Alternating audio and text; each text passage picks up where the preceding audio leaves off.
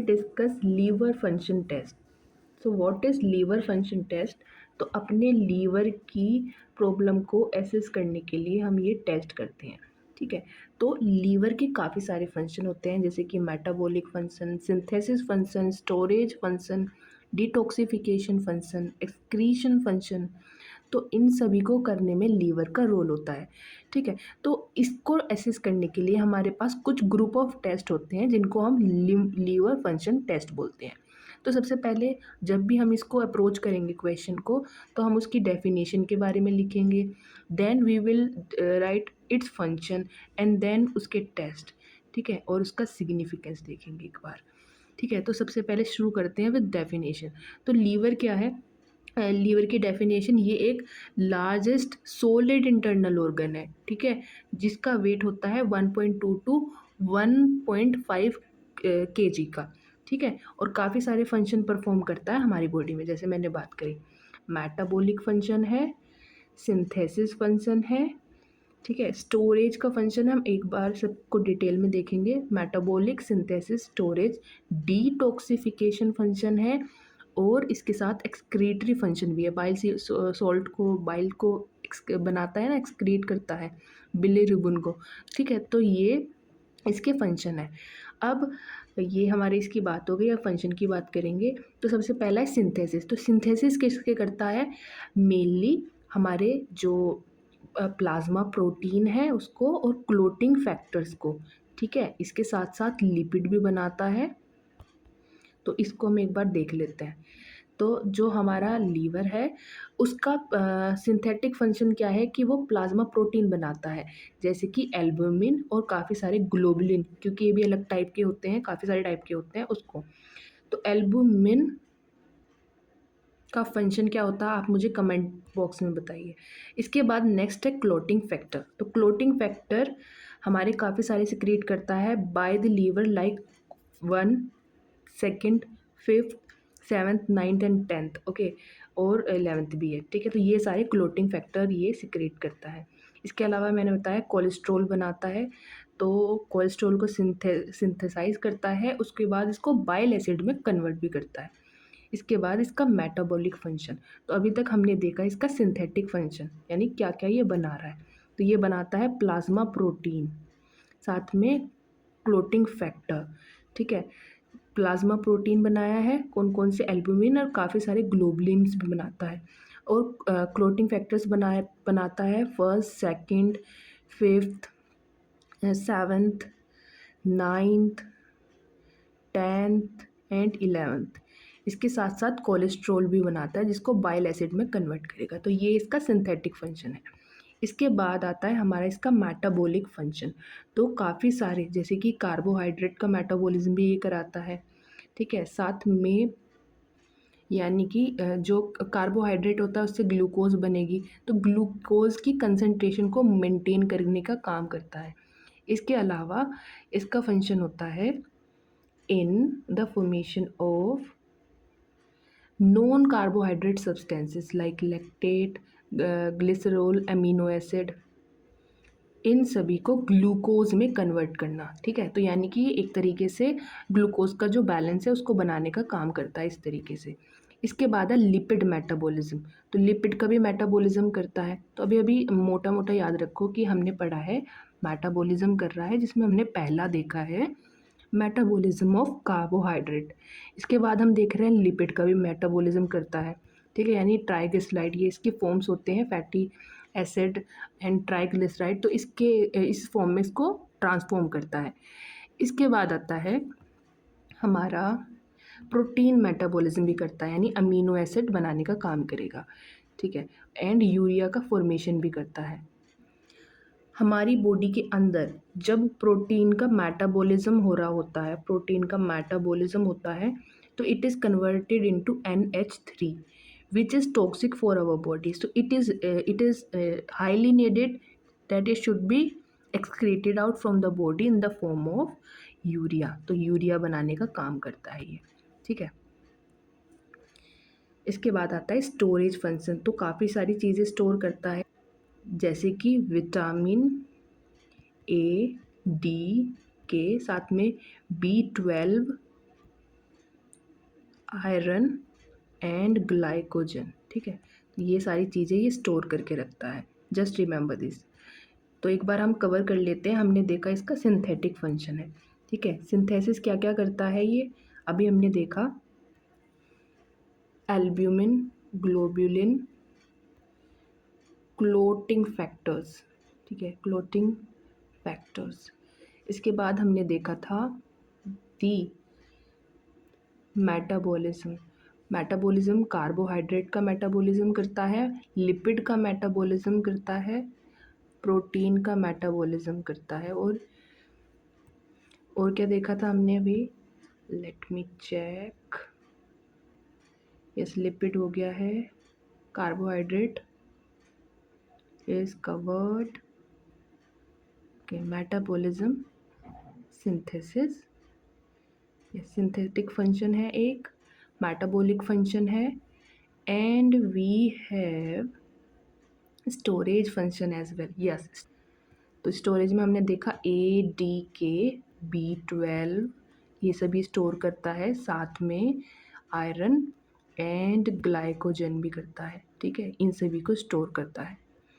इसके अलावा हमारे जो लीवर है उसका जो काम है वो डिटॉक्सिफिकेशन का भी है।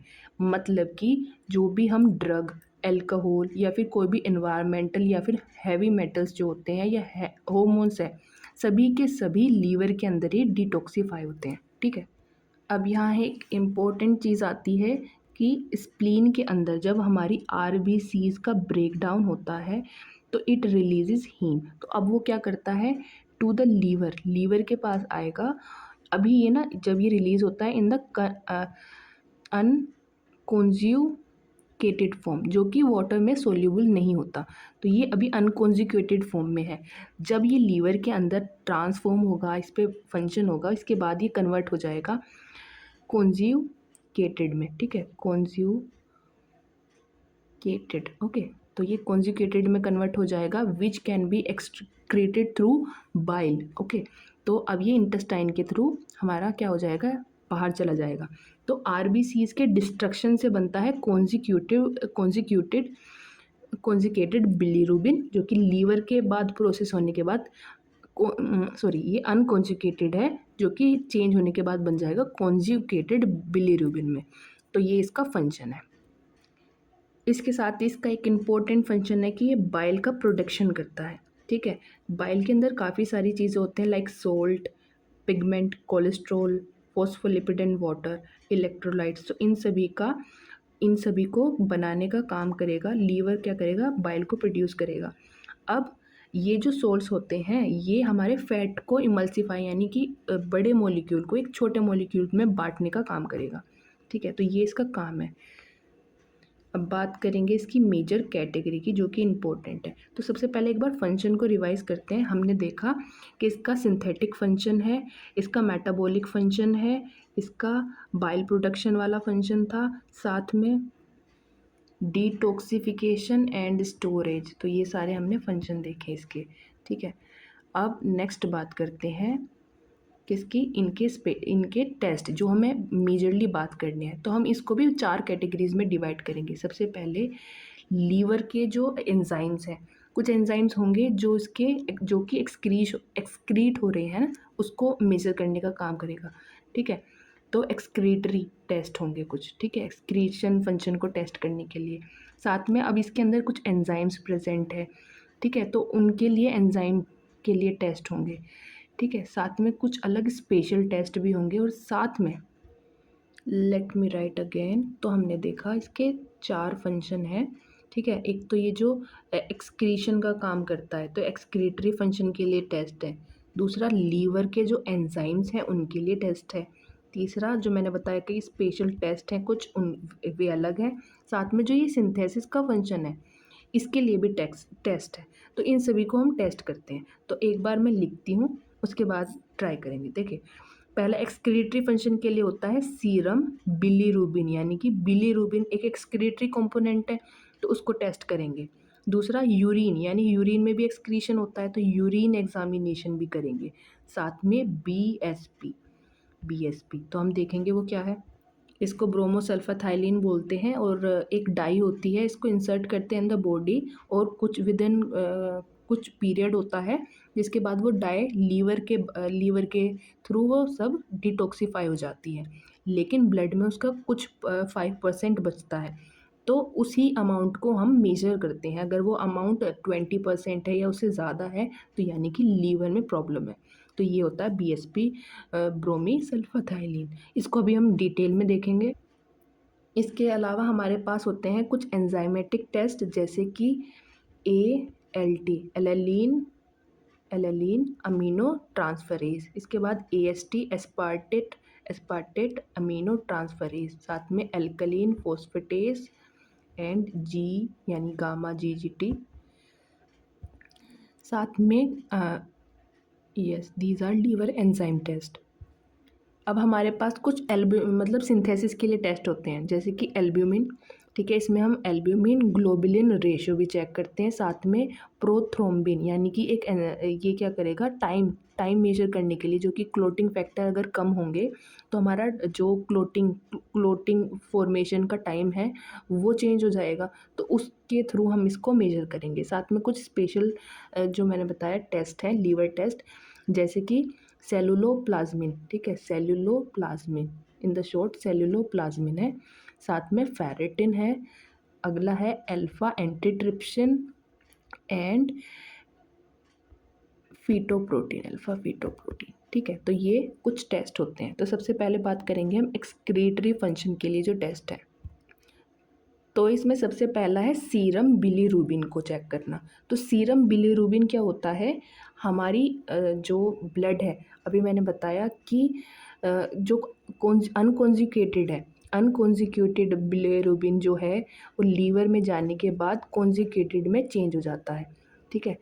तो हम इसके अगर इसमें कुछ भी अल्टरेशन आएगी तो हमें पता चल जाएगा। नॉर्मल लेवल कितना होता है 0.2 टू 1.2 mg/dl, ओके। तो अब हम इसके अंदर दो चीज़ें हैं, एक अनकॉन्जुगेटेड और दूसरा कॉन्जुगेटेड। अब ये जो अनकॉन्जुगेटेड बिलीरुबिन है इसका अमाउंट होता है अराउंड 0.2 से लेकर 0.8 mg/dl और कॉन्जुगेटेड का अमाउंट कम होता है 0.3 से mg/dl, यानी इससे कम होगा, ठीक है। अब ये सीरम बिलीरुबिन लेवल 3 कारणों की वजह से बढ़ सकता है। क्या क्या, या तो हमारे जो ये हीमोलाइसिस यानी कि देखो ये जो हमारा अनकॉन्जुगेटेड है ये किससे बन रहा है, हमारा आरबीसी के डिस्ट्रक्शन से बन रहा है, लीवर में जाएगा देन वो कॉन्जुगेटेड बनेगा। तो अगर इसका और इसका अमाउंट बढ़ रहा है तो यानी कि इस प्रोसेस में दिक्कत है। तो हो सकता है कि अनकॉन्जुगेटेड बिलीरुबिन बढ़ रहा है यानी कि हीमोलाइसिस में प्रॉब्लम है, हीमोलाइसिस में, ठीक है। तो हीमोलाइसिस की प्रॉब्लम है यानी ज़्यादा आरबीसी का डिस्ट्रक्शन हो रहा है। दूसरा हमारे लीवर में दिक्कत हो सकती है, ठीक है, लीवर में हमारे हिपैटोसेलुलर डैमेज हो सकता है, हिपैटोसेलुलर डैमेज। और तीसरा कॉन्जुगेटेड में अगर है यानी कॉन्जुगेटेड हमारे ब्लड के अंदर जा रहा है, जाना इसको इंटेस्टाइन में था, तो यानी कि हमारी ऑब्स्ट्रक्शन का इशू है, ठीक है, ऑब्स्ट्रक्शन, तो बाइल डक्ट ऑब्स्ट्रक्शन वगैरह कुछ है। तो वही मैंने बात करी कि हीमोलाइसिस हो सकता है, हिपैटोसेलुलर डैमेज हो सकता है या फिर बिलियरी ऑब्स्ट्रक्शन हो सकता है। इसके अलावा next we have urine examination. तो यूरिन के अंदर अब ये असेस करेगा हमारे बाइल पिगमेंट्स को, ठीक है, यूरिन में बाइल पिगमेंट है या नहीं, बिलीरुबिन को। तो हमारे जो यूरिन है, यूरिन के अंदर कॉन्जुगेटेड बिलीरुबिन का अमाउंट कम होता है या होता ही नहीं है क्योंकि इंटेस्टाइन से सिक्रेट होता है ये। साथ में जो अनकॉन्जुगेटेड बिलीरुबिन है उस वो जो होता है वो एल्ब्यूमिन के साथ बाइंडेड होता है, ठीक है, तो ब्लड के अंदर, ठीक है। तो अगर हमारे अब इसको ऐसे देखते हैं कि अगर आरबीसी है, आरबीसी का डिस्ट्रक्शन हुआ, लीवर से इसको जाना था और ये बन गया था कॉन्जुगेटेड बिलीरुबिन। तो ये कॉन्जुगेटेड बिलीरुबिन अगर बॉडी में बढ़ रहा है यानी कि लीवर ने काम कर दिया है, यहाँ से आ गया, लेकिन किसी ऑब्स्ट्रक्शन की वजह से ये इंटेस्टाइन में ना जाकर हमारे ब्लड सर्कुलेशन के अंदर आ गया है। तो यानी कि ऑब्स्ट्रक्शन की वजह से हमारा ये जो यूरिन के अंदर कॉन्जुगेटेड बिलीरुबिन है इसका अमाउंट बढ़ता है, ठीक है। साथ में हम चेक करते हैं यूरी बिलिनोजन। ठीक है, तो यूरी बिलिनोजन क्या होता है कि हमारे इंटेस्टाइन में जब ये कॉन्जुगेटेड बिलीरुबिन जाता है तो ये यूरी बिलिनोजन बैक्टीरिया के इन्फ्लुएंस में कन्वर्ट हो जाता है। इसका कुछ पार्ट होता है हमारा एब्जॉर्ब, जो कि यूरिन के थ्रू एक्सक्रीट होता है। तो अगर इसका अमाउंट बढ़ रहा है तो यानी कि या तो ऊपर से ही हीमोलाइसिस ज़्यादा होता हुआ आया है, तो उसकी वजह से ये हो सकता है। यानी कि ज़्यादा हीमोलाइसिस हुआ, ज़्यादा अनकॉन्जुगेटेड बिलीरुबिन आया, लीवर ने ट्रांसफॉर्म करा उसको कॉन्जुगेटेड में, ज़्यादा इंटेस्टाइन के पास आया, ज़्यादा यूरी बिलिरोजन बना और वो यूरिन के अंदर अब शो रहा है in the blood, sorry in the urine. इसके अलावा थर्ड है ब्रोमोसल्फाथाइलिन। तो ये जो ब्रोमोसल्फाथाइलिन है इसका काम होता है कि जो हमने डाई इंजेक्ट करी इन द पर्सन, उसके बाद हमारा लीवर के पास ये जाएंगी, लीवर इसको ट्रांसफॉर्म कर देगा, ठीक है, और इसको बाइल के अंदर सिक्रीट कर देगा। लेकिन अगर अगर इस लीवर में दिक्कत होगी तो ये जो डाई आ रही है ये ट्रांसफॉर्म नहीं हो पाएगी और इसका अमाउंट बॉडी के अंदर बढ़ जाएगा। तो अगर हमने 100% डाई इंजेक्ट करी है, आफ्टर सम टाइम अगर इसका अमाउंट 5% है तो देन इट इज़ नॉर्मल। अगर इसका 20% या उससे ज़्यादा अमाउंट है देन इट इज़ एबनॉर्मल, यानी कि हमारी हिपैटोसेलुलर डैमेज या लीवर सिरोसिस वगैरह प्रेजेंट है। तो हमने एक्सक्रीटरी टेस्ट कंप्लीट करें, एक्सक्रीटरी टेस्ट जिसमें हमने 3 टेस्ट देखे, एक सीरम बिलीरुबिन का, ठीक है, उसके बाद हमने देखा यूरिन एग्जामिनेशन, एंड थर्ड देखा हमने ब्रोमोसल्फाथाइलिन। ठीक है, तो ये 3 टेस्ट देखे, serum bilirubin, urine examination and bromsulphthalein.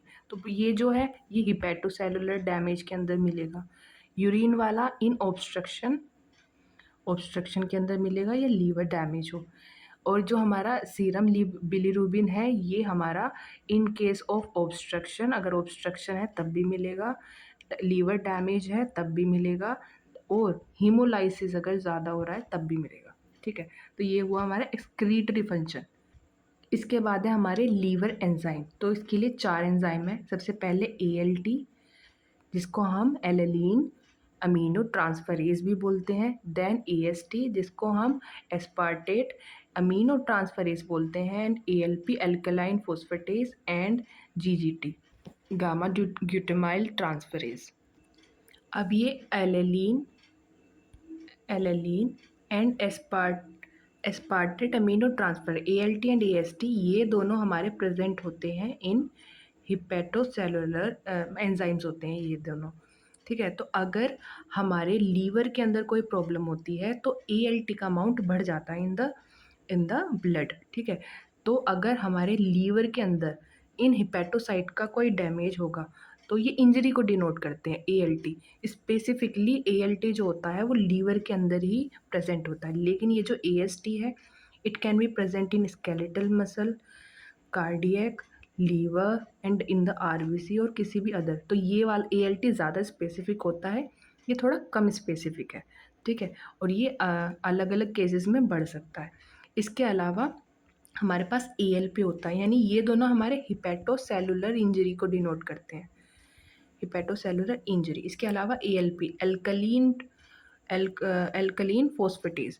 तो ये जो एल्कलीन फोस्फेटेज है ये हमारा जो बाइल डक्ट है उसके वॉल में प्रेजेंट है। तो अगर हमारा जो बाइल आ रहा है वो स्टेसिस हो जाता है, यानी कोलिस्टेसिस हो या इसका ऑब्स्ट्रक्शन हो, तो ये क्या करता है, इसके हाइड्रोस्टैटिक प्रेशर की चेंजेस की वजह से ये सिक्रीट होने लगता है, ये ALP। ठीक है, तो ये तो एंजाइम हमारे सेल के अंदर ही प्रेजेंट है, लेकिन कोलिस्टेसिस यानी यहाँ पे रुकने की वजह से इस पर प्रेशर पड़ता है एक, जिसकी वजह से ये सिक्रीट होता है और गोज़ इनटू द ब्लड और इसका अमाउंट बढ़ता है। ठीक है, तो कोलिस्टेसिस या फिर बाइल ऑब्स्ट्रक्शन के केस में एल्कलीन फोस्फेटेज का अमाउंट बढ़ता है। ठीक है, इसके अलावा जो ये गामा ग्लूटामाइल ट्रांसफरेज है इसका भी सेम है कि ये बाइल और लीवर और जो हमारा बाइल डक्ट है इसके इनफिल्ट्रेशन की कोजेस की वजह से होगा, लेकिन ये मोर एल्कोहलिक स्पेसिफिक है, यानी एल्कोहल के टाइम पर ये इसका इंड्यूशन देखने को मिलता है। तो अभी तक हमने देख लिए एक्सक्रीटरी टेस्ट, एक्सक्रीटरी फंक्शन के लिए टेस्ट, देन हमने देखे कुछ जो लीवर के एंजाइमेटिक टेस्ट थे। साथ में अब हम देखेंगे सिंथेटिक फंक्शन टेस्ट, यानी कि सिंथेसिस के लिए कौन कौन से एंजाइम प्रेजेंट है। ठीक है, तो उसके लिए हमने देखा था कि हम एल्ब्यूमिन को टेस्ट करते हैं, प्रोथ्रोम्बिन को, तो वही सब उसकी डिटेल है। तो इसमें हुआ सीरम एल्ब्यूमिन। तो नॉर्मल जो अमाउंट है वो होता है हमारा 3.5 से लेकर 5.0 ग्राम पर डेसीलीटर। तो अगर ये लीवर के अंदर बन रहा है तो यानी लीवर के अंदर कोई कमी होगी, क्रोनिक लीवर डिसीज हो सकता है, cirrhosis, mall nutrition, nephrotic syndrome, या फिर प्रोटीन लूजिंग कंडीशन हो कोई। ठीक है, इसके अलावा ग्लोबुलिन सिक्रीट होता है हमारे, तो हम क्या करते हैं, एल्ब्यूमिन एंड ग्लोबुलिन का रेशो लेते हैं विच इज़ अप्रोक्स 1.7 टू 2 के आसपास आता है। ठीक है, तो अगर 1.7 से 2, यस, अगर इतना रेशो आता है तो इट इज़ नॉर्मल, अगर इसमें फ्लक्चुएशन है तो देन इट इज़ अब नॉर्मल। इसके बाद हम चेक करते हैं प्रोथ्रोम्बिन टाइम। ठीक है, तो क्लोटिंग फैक्टर हमारा लीवर सिक्रीट करता है। तो क्लोटिंग फैक्टर जो सिक्रीट करता है, अगर हमारे प्रोथ्रोम्बिन यानी कि अगर क्लोटिंग फैक्टर कम होंगे तो क्लोटिंग में डिले होगा, प्रोलोंगेशन आ जाएगी। ठीक है, तो जो ये दो वजह से हो सकता है, या तो हमारे कोई हिपैटिक सिंथेसिस के फंक्शन में कोई प्रॉब्लम है, या फिर अगर विटामिन के की डेफिशिएंसी होती है तब भी ये देखने को मिलता है। इसके अलावा कुछ स्पेशल लीवर टेस्ट होते हैं जिसमें हमने देखा था सेरोप्लाज्मिन। तो सेरुलोप्लाज्मिन क्या होता है, सॉरी सेरुलोप्लाज्मिन था वो। तो सेरुलोप्लाज्मिन के अंदर विल्सन डिसीज़ के अंदर अगर किसी को विल्सन डिसीज़ है तो सेरुलोप्लाज्मिन का अमाउंट बढ़ सकता है। ठीक है, इसके अलावा वी हैव फेरेटिन। तो फेरेटिन अगर आयरन का ओवरलोड हो जाता है उस टाइम पर इसका अमाउंट बढ़ जाता है। ये फेरेटिन जो होता है इंट्रासेलुलर आयरन स्टोरेज प्रोटीन होता है। ठीक है, इसके अलावा फेरेटिन के बाद हमारे पास नेक्स्ट होगा अल्फ़ा 1 एंटीट्रिप्सिन। तो अल्फ़ा 1 एंटीट्रिप्सिन एक प्रोटीएज इनहिबिटर है, यानी कि प्रोटीन के ब्रेक डाउन होने से रोकता है। तो हमारे पल्मोनरी सिस्टम के अंदर भी पल्मोनरी डिसीज़ कोज कर सकता है और लीवर के अंदर भी इसका इंपॉर्टेंट रोल है। तो अगर अल्फ़ा 1 एंटीट्रिप्सिन बढ़ता है तो अगर इसका अमाउंट बढ़ता है तो हमारी हिपैटोसाइट्स की डैमेज हो सकती है। इसके अलावा the last is we will go, okay, here it is not written but I will add alpha feto protein. तो अल्फा फीटो प्रोटीन होता है जो कि हिपैटोसेलुलर जो कार्सिनोमा अगर हो जाए, ठीक है, तो उस केस में ये बढ़ता है। तो अब इसके कुछ क्लिनिकल सिग्निफिकेंस देखते हैं, क्लिनिकल सिग्निफिकेंस। ठीक है, तो इसमें अगर ALT एंड AST अगर हम अमाउंट चेक कर रहे हैं, ठीक है, तो ये जो वायरल हेपाटाइटिस है उस केस में बढ़ सकता है, साथ में हिपैटिक नेक्रोसिस। ठीक है, हिपैटिक नेक्रोसिस के केस में ये बढ़ सकता है। सेकंड, जो एल्कलीन फोस्फेटेस है, एल्कलीन फोस्फेटेस वो ऑब्स्ट्रक्शन के केस में या कोलेस्टेसिस के केस में बढ़ सकता है। ठीक है, इसके अलावा गामा ग्लूटामाइल ट्रांसफरेज जो देखा था वो क्रोनिक अगर एल्कोहलिज्म कंजप्शन होता है, क्रोनिक एल्कोहलिज्म, उस केस में GGT का अमाउंट बढ़ता है।